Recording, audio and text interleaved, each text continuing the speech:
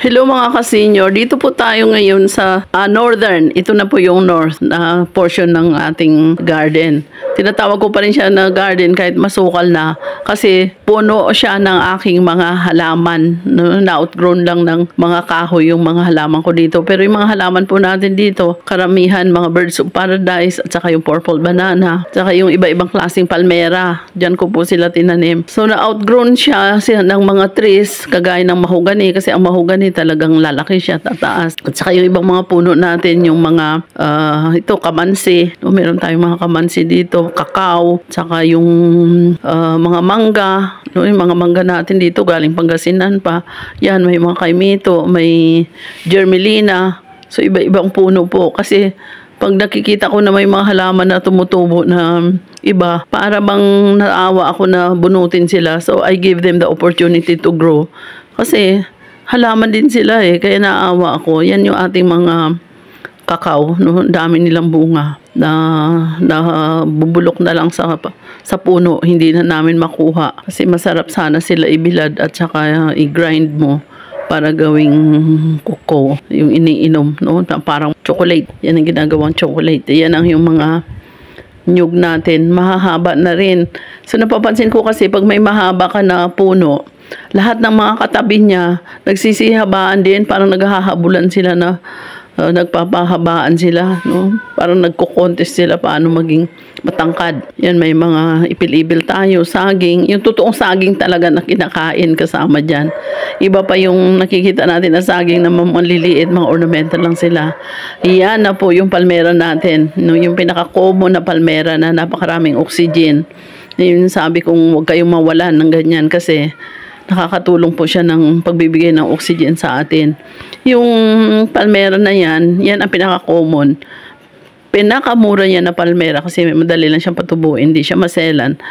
Pero yan ang nagbibigay sa atin ng maraming oxygen. Kaya huwag kayong mawalan ng palmera sa bahay nyo. Kahit maliit lang yung space nyo, ilagay nyo lang siya sa paso, hindi siya maselan. No, nagtatribe siya. Kahit minsan mainit, o kaya hindi sila masyado nadidiligan, hindi siya namamatay. No, wag lang yung sobrang-sobrang tuyo na. Yan, ganyan na po kakapal yung ating mga palmera. 23 years old na po sila. 23, magti-23 kasi 2003 ko po sila binili sa Marikina pa ako na-assign noon na office. So, while on my way, nadadaanan ko yung nagtitinda ng mga palmera, bumili ako.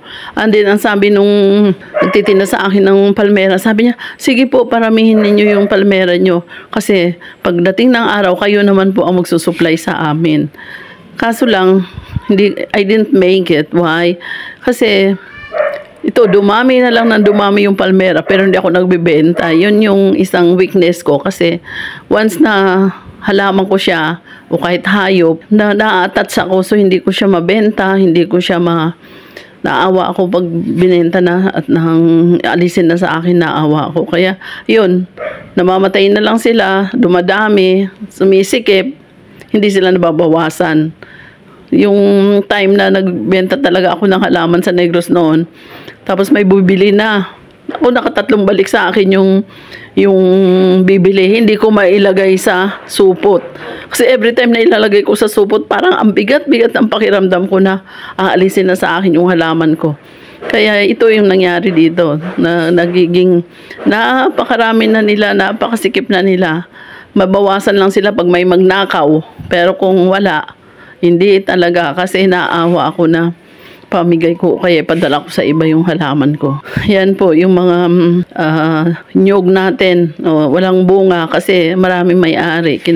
Kinukuha na lang ng kung sino-sino kasi hindi na natin mabandayan kasi medyo malayo na to sa bahay. Yung mga saging, hindi nila talaga maubos kasi mababa yung place na to sa paligid niya puro mga bahay. So lahat ng mga dumi ng mga bahay sa taas, ang baba dito sa halaman na to. Kasi dati itong palayan, ginawa ko, nilagyan ko ng malaking sapa sa gitna. So nagiging halaman na siya ngayon ng mga bulaklak. So ito na siya ngayon, puro bulaklak na at saka mga nyog.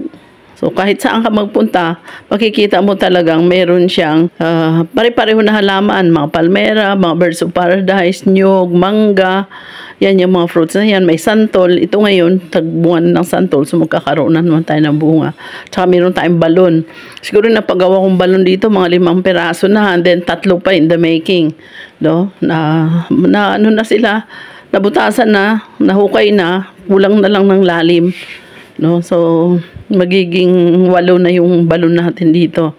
Ang area po natin is mga 1.7 hectares na to. So, thank you for watching. Until next vlog.